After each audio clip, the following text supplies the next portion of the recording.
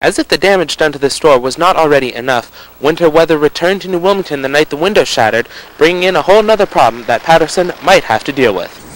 The driver of the bus that dragged a Laurel Elementary student is on leave without pay this week. The employment status of 44-year-old Scott Kaufman with the district is pending the findings of an investigation into the incident. The gliders have no propellers and no engines, only their wings, one wheel, and this skid.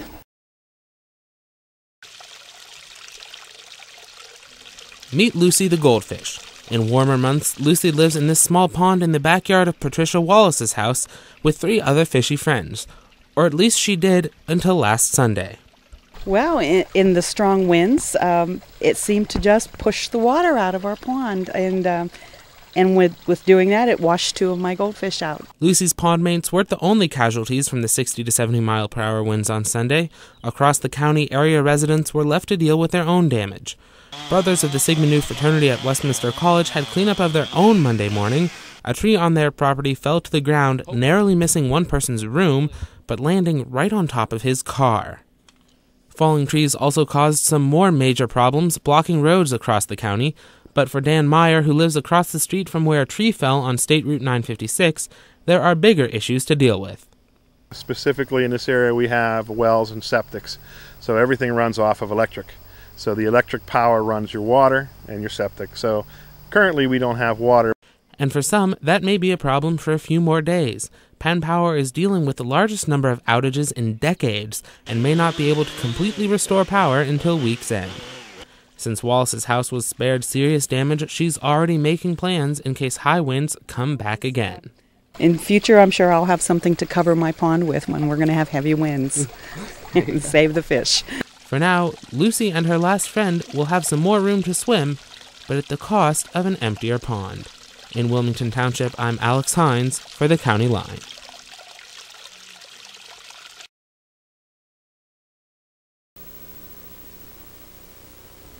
Terri Patterson is the owner of Flowers on Vine, a florist shop here on Vine Street in New Wilmington.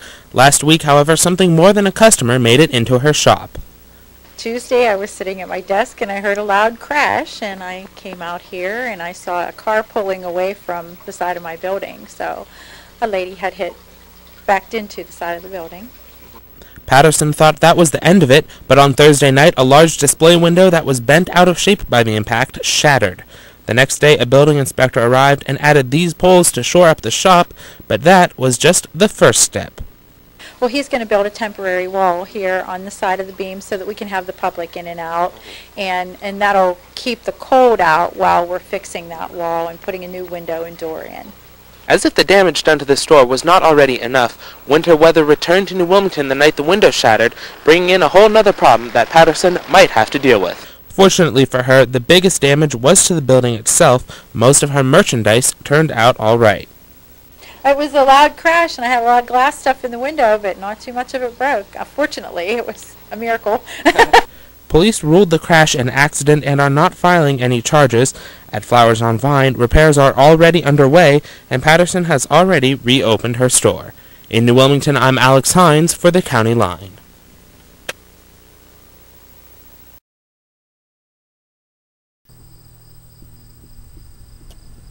It's definitely not a bird, and it's not exactly a plane either, but for us humans, it's about as close as it gets to being Superman.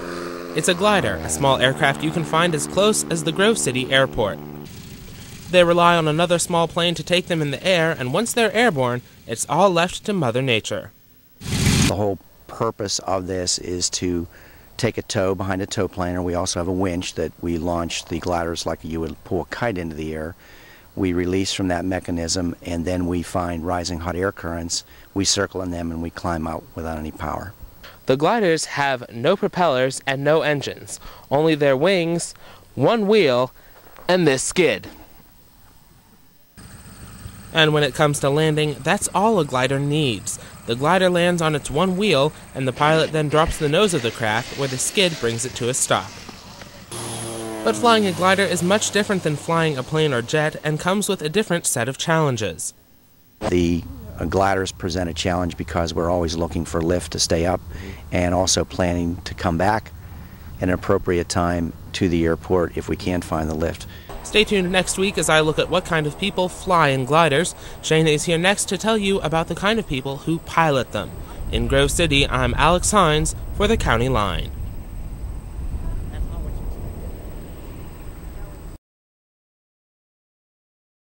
Coming up on the County Line, New Wilmington Borough places more limits on parking in town. We'll tell you where.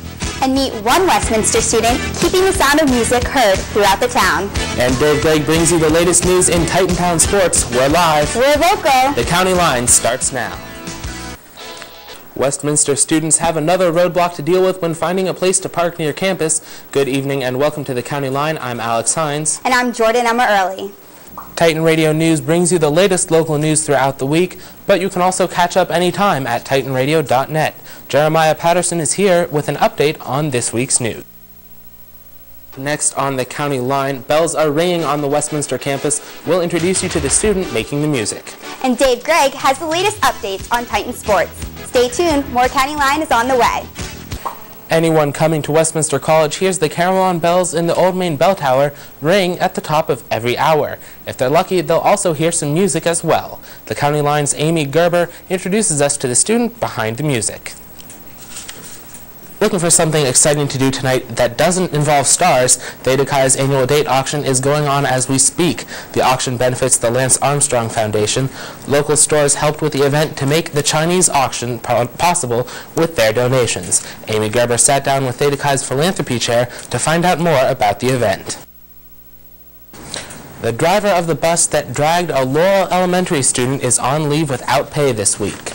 The employment status of 44-year-old Scott Kaufman with the district is pending the findings of an investigation into the incident. The child's book bag became stuck in the folding doors of the bus when Kaufman drove to the next bus stop, unaware that the boy was being dragged along.